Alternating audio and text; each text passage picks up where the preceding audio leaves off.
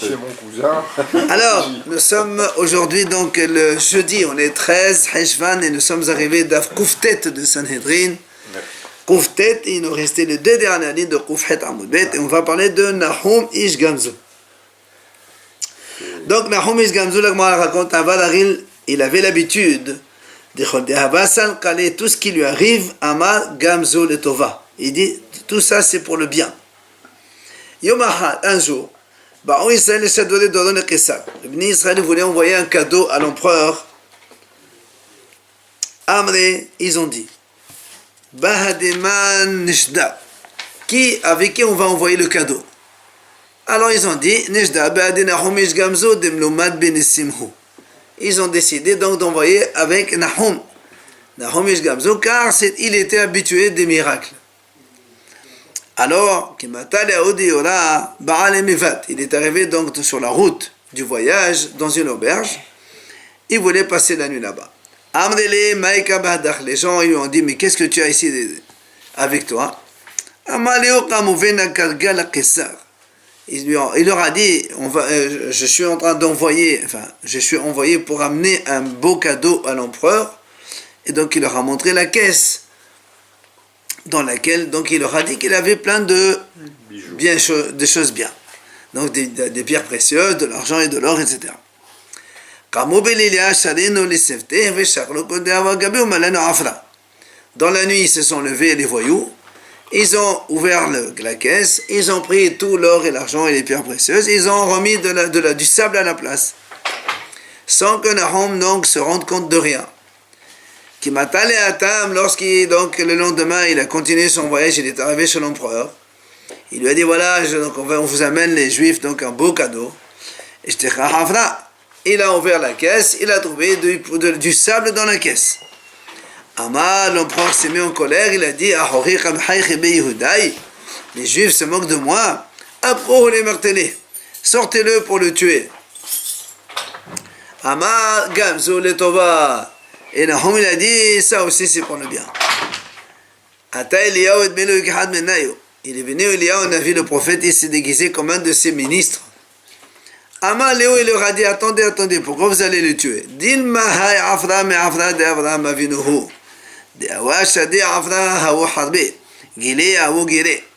leur a dit, mais attendez, peut-être que c'est le sable que Abraham Avinu a utilisé. Abraham, quand il lançait du sable, ça devenait donc des armes. Et quand il lançait de la paille, ça devenait des flèches. Alors, ils ont vérifié ce sable et ils ont trouvé effectivement que c'était de très bonne qualité. C'était du sable donc qui faisait la guerre. Et comment ils ont vérifié? Il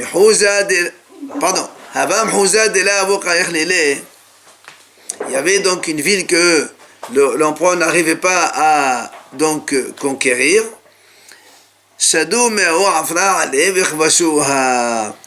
Ils ont pris ce sable-là, ils l'ont lancé donc sur les soldats de cet endroit, et finalement ils ont réussi à la conquérir. Alors, quand ils sont revenus, ils ont pris Nahum, ils l'ont amené dans donc, la chambre des trésors du roi. Amré, Shekul de Nehalach, prends ce que tu veux. Il a pris Mali, il a pris tout l'or qu'il y avait, il a donc rempli la caisse que lui il a amené avec du sable, il a rempli avec de l'or, il est reparti avec. Quand il est revenu dans l'auberge, les habitants, alors ils lui ont dit, qu'est-ce que tu as amené au roi pour qu'il te récompense autant? Il leur a dit, ce que j'ai pris d'ici, j'ai amené là-bas. Et comme c'est eux qui lui ont mis le sable, alors qu'est-ce qu'ils ont fait? Ils ont rempli des caisses aussi. Ils ont rempli des caisses avec du sable, ils l'ont amené chez l'empereur, il a dit, voilà, donc ça c'est les armes.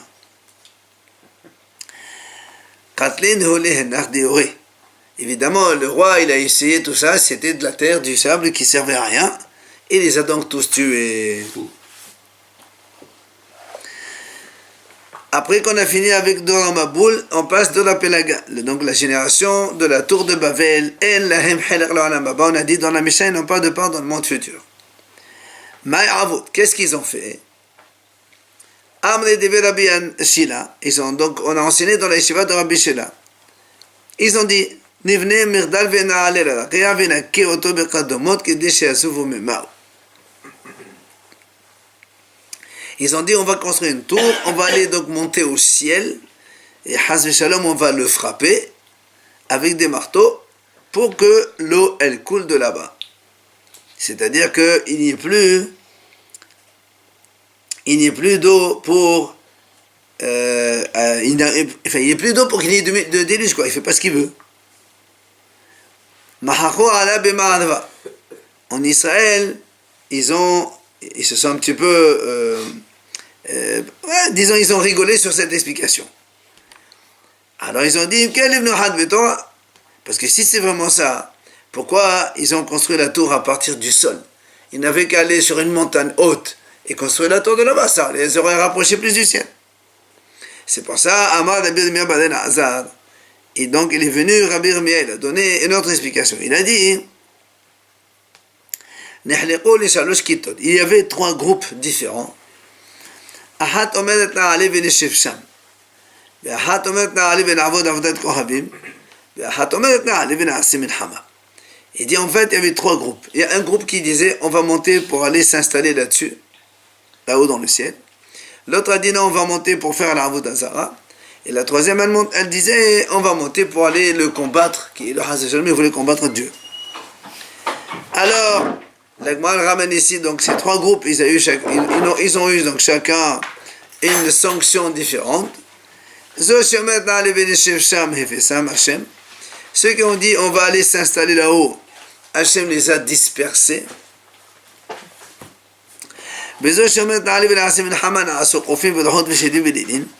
Ceux qui ont dit on va aller se battre contre lui là-haut, ils se sont transformés en singes, en démons et en toutes sortes de choses. Et ceux qui ont dit on va aller faire la Avodah Zara, c'est à leur sujet qui a marqué dans la Torah, Hachem il a troublé le langage de ces gens-là, ils ne se comprenaient plus. Avant ça, tout le monde se comprenait. Oui, la Shonakot. Tanya Rabbi Natan Omer. La Braïta a dit que Rabbi Natan dit Kulan Leshem Avodat Kohavim Mitkavnu. Tous, en fait, ils avaient l'intention de faire la Avodah Zara. Pourquoi?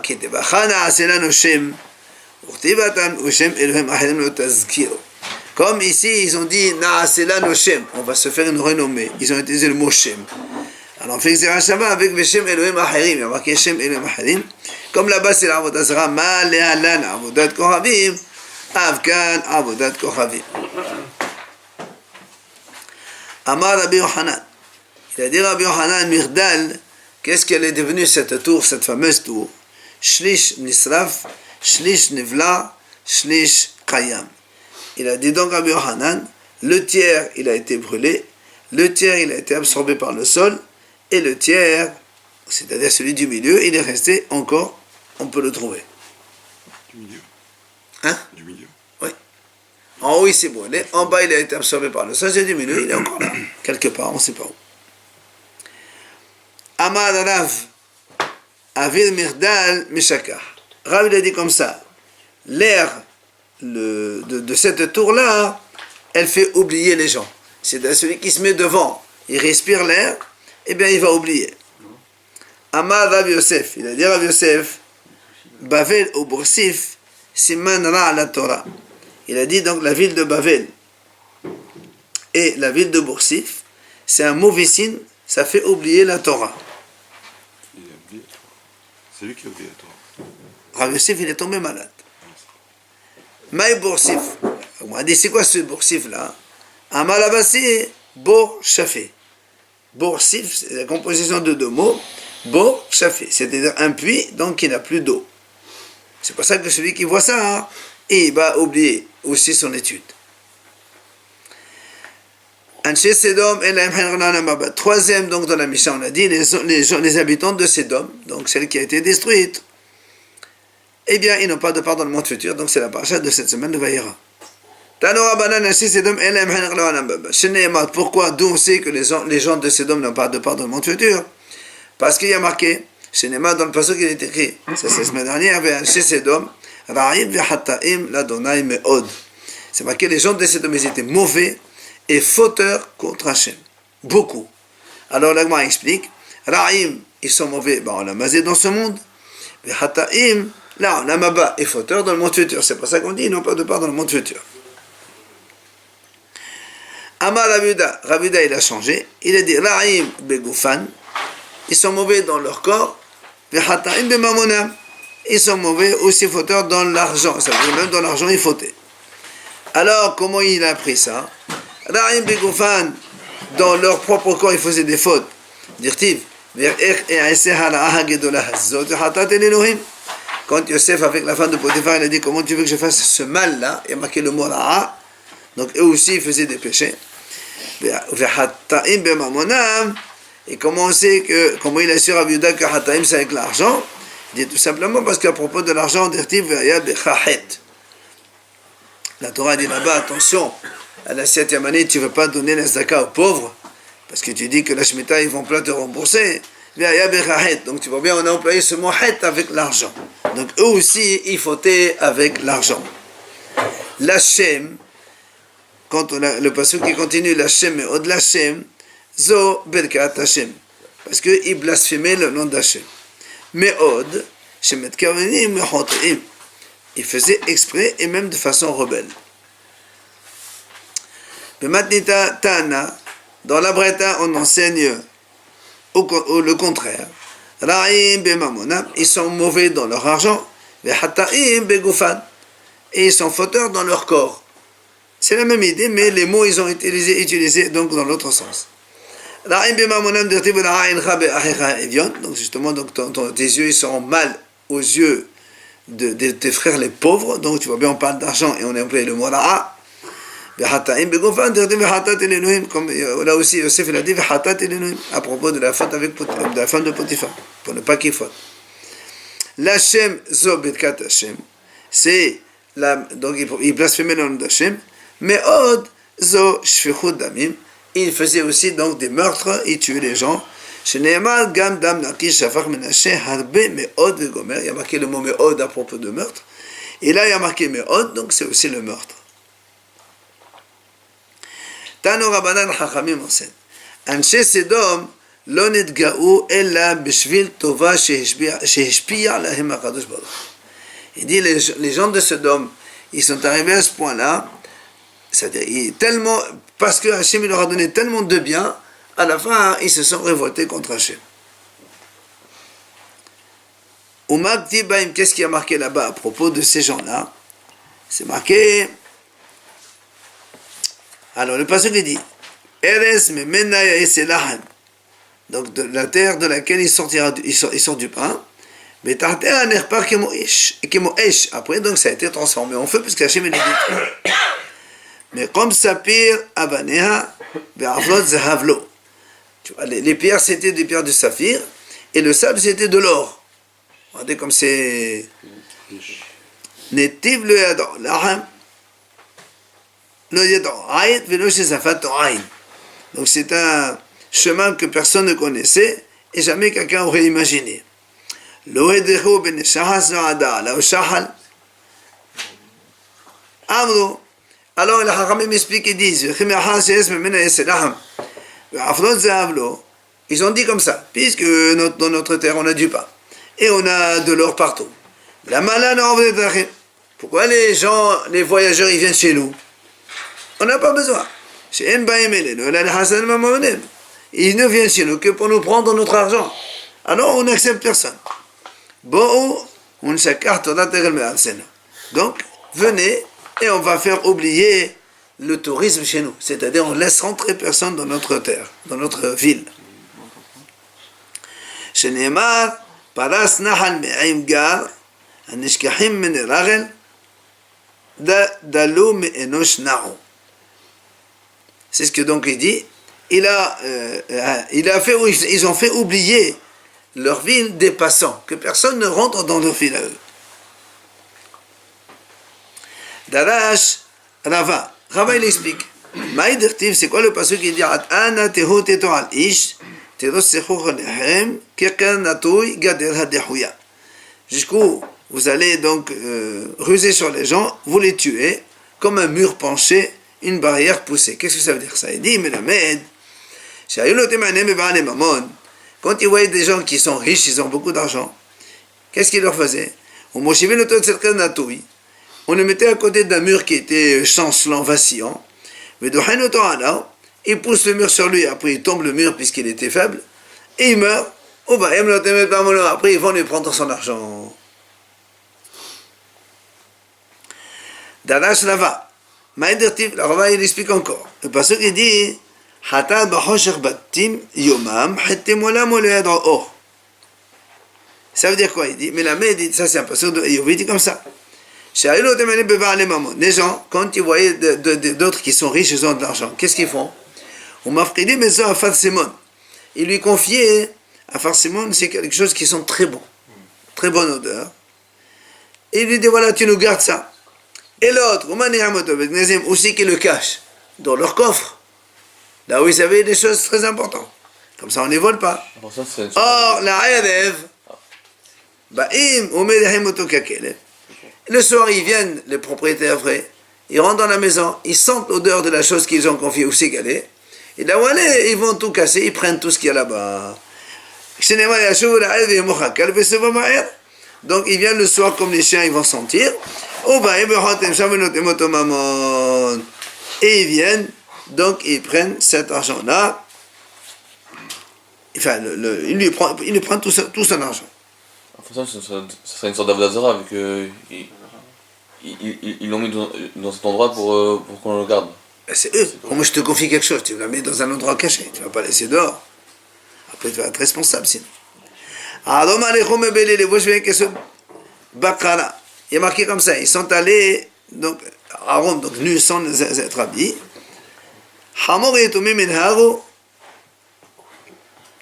Le passage qui dit, les orphelins ils vont conduire à Hamor, ils vont blesser le taureau de la veuve. Tout ça on va expliquer les psukim. Donc ils vont voler les frontières, et ils vont voler des troupeaux aussi. Il va aller à la tombe, et il va courir derrière le Gadish, donc le foin. Alors la Gemara raconte, quand Rabbi Yossi, il a expliqué cette Gemara à Sipori, comme quoi les gens ils confiaient des fruits, des farsémones, ça sent bon, et après les gens le cachaient, après dans la nuit, ils viennent, ils sentent aussi ils viennent voler l'argent. Cette nuit-là, il y a eu 300 vols à Tsipori. Les gens, ils ont compris ça, ils ont fait la même chose. Ils ont donc eu 300 vols dans la nuit.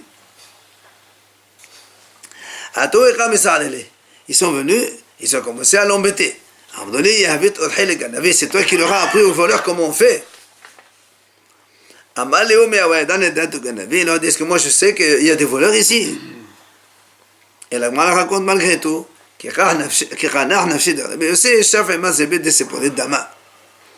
il dit, quand il est niftar Rabbi Yossé, tous les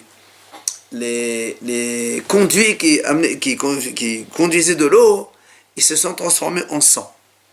Pour dire comme quoi il était un grand haram là-bas, et pour qu'ils savent quelle est sa grandeur. C'est à quel endroit tout ça? Tsipori, c'est au nord d'Israël. Ama Amri, alors regardez un peu l'habitude, un peu des Sédom, comment ils faisaient. Des etle had Torah, marai had yoma. Des letle l'erait riyoma. Il dit, celui qui a un taureau, donc il a un taureau, il va faire paître le taureau de toute la ville un jour. Et celui qui n'a pas de taureau, il va faire paître les taureaux de la ville 2 jours. Alors, il y avait un orphelin, fils d'une veuve, que lui, il n'avait pas, il était pauvre, il n'avait rien. Il lui dit, voilà, toi, tu dois faire paître le troupeau pendant 2 jours. C'est un peu tordu, quoi. Celui qui a, il fait, celui qui n'a pas, il fait rien. Et il fait 2 jours, alors que normalement, il n'est même pas concerné. Qu'est-ce qu'il a fait?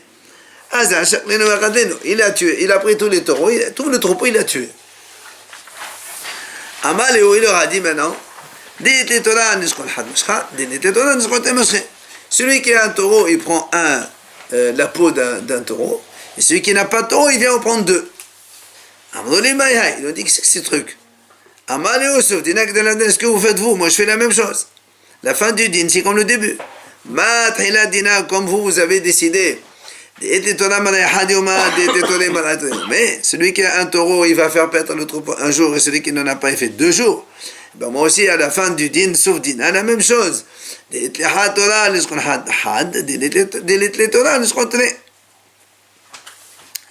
qui a un taureau, il prend une peau. Celui qui n'en a pas, il en prend 2.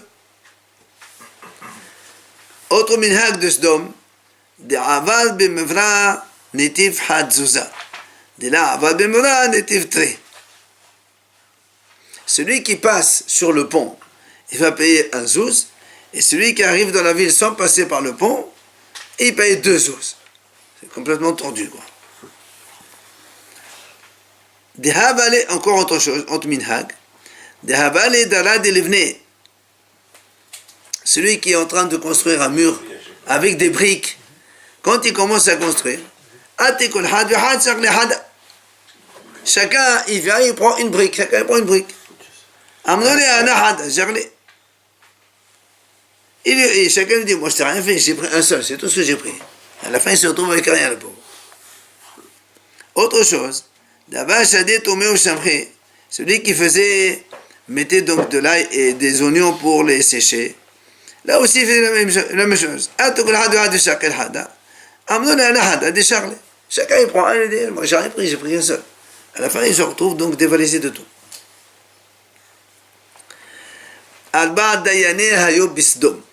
Dans Sodome, il y avait 4 juges. Shakrai, Shekhdodai, Zaïfé, Dina. Donc il y avait 4, chacun il avait un nom bizarre. Donc Shakrai, Shekhdodai, menteur, un grand menteur. Et Zaïfé, c'est un fausseur. Celui qui utilisait le jugement pour faire ce qu'il veut. Alors, comment il faisait? Il dit, voilà comment il jugeait les gens. Celui qui frappe la femme du prochain et qu'elle avorte à cause de ça, alors il lui disait, ils lui disent donc, si par exemple il frappe la femme de l'autre et il lui fait tomber son enfant, alors ils lui disent au monsieur, tu donnes ta femme à ce monsieur, il va avec elle, et comme ça il te refait un autre bébé, remplacement. Autre chose bizarre,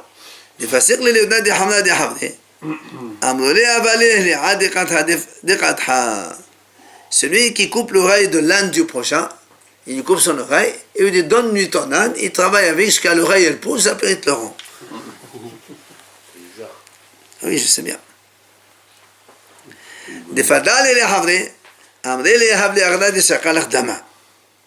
Si quelqu'un il frappe son prochain, il le fait saigner, ils disent à la victime de payer l'agresseur puisqu'il t'a fait une saignée, tu as gagné une saignée, tu n'as pas payé le médecin.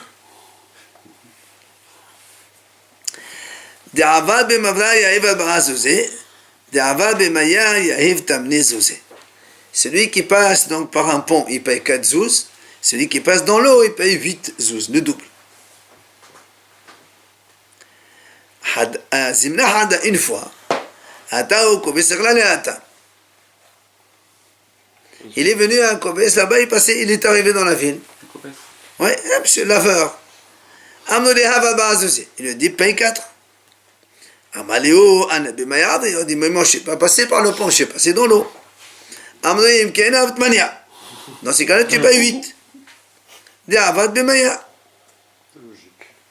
Là il n'a pas voulu donner. Pas dit, ils l'ont frappé. Comme ils l'ont frappé, ils l'ont fait saigner. Il est parti voir le juge.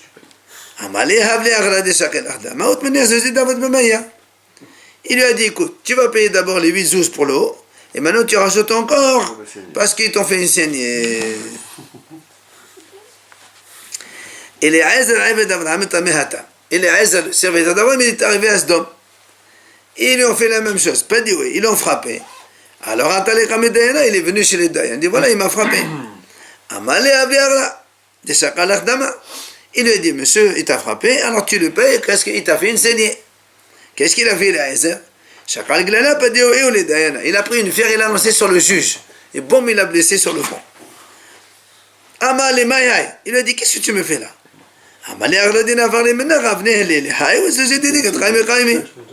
Il lui dit, ce que moi je dois à celui-là, toi tu me dois, tu les payes directement et moi je garde mon argent. Logique. Podiata, à Asdom, ils avaient là-bas un lit. Et quand il y a un invité qui vient là-bas, on l'a allongé sur le lit. Qui m'a s'il est plus grand, les pieds dépassent le lit, on lui coupe les pieds. Qui gousse, mais s'il est plus petit que le lit, on les tire jusqu'à ce qu'on le débotte complètement, on les tire à force, jusqu'à ce qu'on le mette à la hauteur du lit. Ça c'est Sdom. Et les quand il est arrivé là-bas, ils lui ont dit, viens, allonge-toi sur le lit, s'il te plaît. Amaleon, il leur a dit, il leur a dit, moi j'ai fait un vœu depuis la mort de ma mère, jamais je dors sur un lit. Il dort par terre, donc il ne va pas dormir sur le lit. Quand il venait un pauvre là-bas, chacun il lui donnait un dinar, il marque son nom sur le dinar.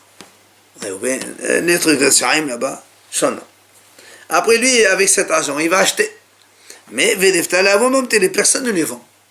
Ils vendent à personne. Ils ne veulent pas des voyages à des touristes chez eux. À la fin, quand il mourait, le pauvre, il ne mange pas, il meurt. Chacun il vient, il prend son dinar, il y a son nom dedans, chacun il récupère le sien, on est tranquille.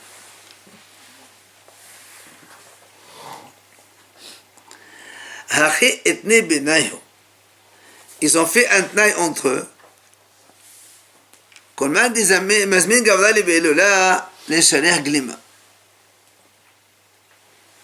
Si quelqu'un il invite, par exemple il a une fête, une réception ou autre, il invite quelqu'un d'en dehors de la ville, alors celui qui invite, on lui enlève ses habits, on lui prend ses habits.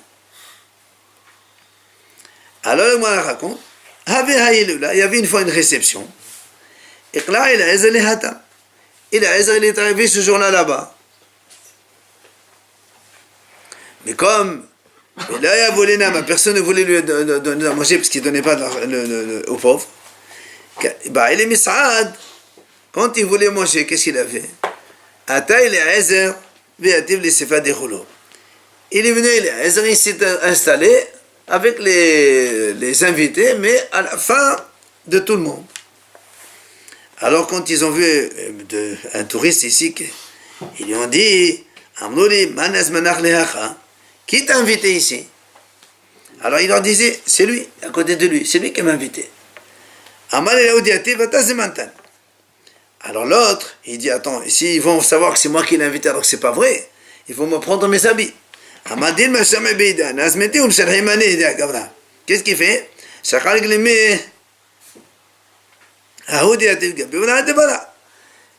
Le voisin, il prend vite ses affaires, il s'en va. Parce que s'il reste là, il va leur dire c'est lui qui m'a invité, ils vont le dévaliser de toutes ses affaires. Et ainsi de suite. L'autre il se lève, il leur dit qui c'est qui invite, c'est à côté, tout le monde s'est enfui, il restait lui tout seul, il a mangé le repas comme il voulait. Il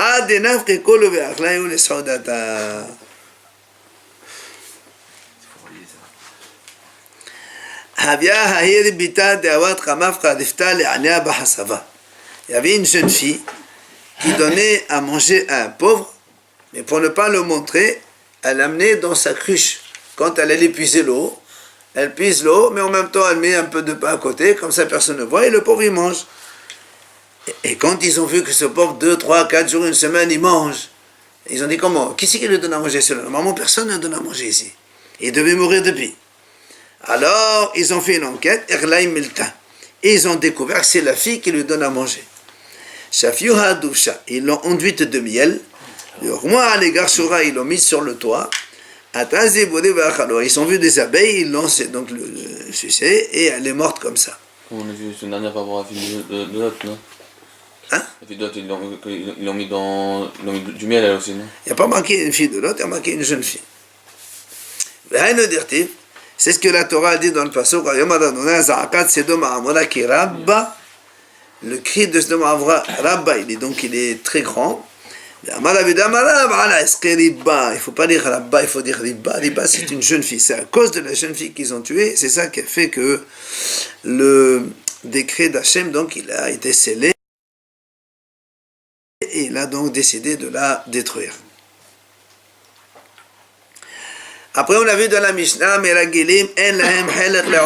les explorateurs, donc, les 10 parmi les 12, quand ils sont revenus, ils n'ont pas de part de monde futur parce qu'ils ont parlé du mal d'Israël. Comment c'est chez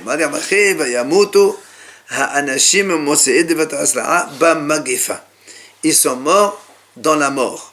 Alors il dit comme il y a marqué 2 fois le mot mort, d'accord, une fois dans ce monde, une fois dans le monde. Mais c'est pour ça qu'on dit qu'ils n'ont pas de part dans le monde futur. Après on a dit Adat Korah aussi. C'est leur faute, c'est d'avoir dit du mal de la terre d'Israël. Donc celui qui dit du mal de la terre d'Israël, il n'a pas le droit de... Mais ils ont fait fauter tout le monde, c'est la différence. C'est eux qui ont provoqué tout ça. Adat Korah elam hilak la'olam haba. La même chose, on a dit l'assemblée de Korah n'a pas de part dans le monde futur. Pourquoi? Parce que là aussi le passage il emploie 2 termes. La terre les a engloutis, ils ont disparu. Alors si la terre les a engloutis, on a masé dans ce monde-là. Ils ont disparu parmi l'assemblée. C'est Rabbi Akiva qui dit ça, que l'assemblée de Korah donc n'a pas de part dans le monde futur. Rabbi Eliezer lui dit non, je ne suis pas d'accord. C'est au sujet des enfants de l'assemblée de Korah que le passage dit Hachem il tue mais il fait vivre, il fait descendre dans la tombe mais après il le fera remonter. Donc selon Rabbi Eliezer, l'assemblée de Korah, eux, ils ont une part dans le monde futur. Tanu Rabbanan. Hachamim enseigne Adat Korah ilaim hilak le'olam haba shenimar v'techas alim ha'az ba'olam hazeh v'yivdu mitoch ha'kal le'olam haba divrei Rabbi Akiva. Donc la braïta c'est exactement donc ce qu'on a vu dans la Mishnah selon Rabbi Akiva. L'assemblée de Korah n'ont pas de part dans le monde futur. Maintenant, la braïta dit Rabbi Yehuda ben Betera Omer. Rabbi Yehuda ben Betera il n'est pas d'accord. Là aussi lui il dit Harehen ka'avedah mitbaqeshet. C'est-à-dire, même si il y a marqué Vayuvdu, c'est comme Aveda. Aveda, c'est un objet perdu. Un objet perdu, en général, on le recherche pour le trouver. Alors il dit, en fait, eux aussi c'est pareil. Même s'ils sont perdus, on les recherche pour les faire revenir au monde futur. Shene'emar, ta'iti kese oved, baqesh avdecha kemisvotecha lo shachachti. David Amelech dit, je me suis égaré comme un agneau perdu, baqesh avdecha, cherche-moi pour me trouver, car Timitzvot, je n'ai pas oublié. Donc c'est en fait ce qu'il dit à David Amelech à propos de l'assemblée de Korah, que Hachem il va les remonter et les ramener dans le monde futur. Puisqu'on parle de Korah, donc on va en parler. La paracha de Korah commence comme ça. Il a pris Korah. Il y a marqué Korah ben Israël ben Kahat ben Levi Vedatan va'Aviram. Il n'y a pas marqué qu'est-ce qu'il a pris. Amad Eshlaqish Shelakah Mekahra le'atzmo. Il a pris une mauvaise affaire pour lui-même. C'est-à-dire, en fait, il s'est acheté une dispute pour rien, quoi. Korah, pourquoi on appelle Korah? Shena'asa Korah bi-Israël. Parce qu'il a fait ce qu'on appelle Korah, c'est une plaque d'alopécie contre quelqu'un dont les cheveux, il a un endroit où c'est chauve. Il n'y a pas de cheveux. Pelade. Voilà, une pelade, exactement. Alors, c'est la même chose. Puisque lui, il a détruit un certain nombre de Béné Israël. À cause de lui, ils sont morts donc, beaucoup de gens. Donc c'est comme si qu'il a fait un trou donc, dans le peuple d'Israël.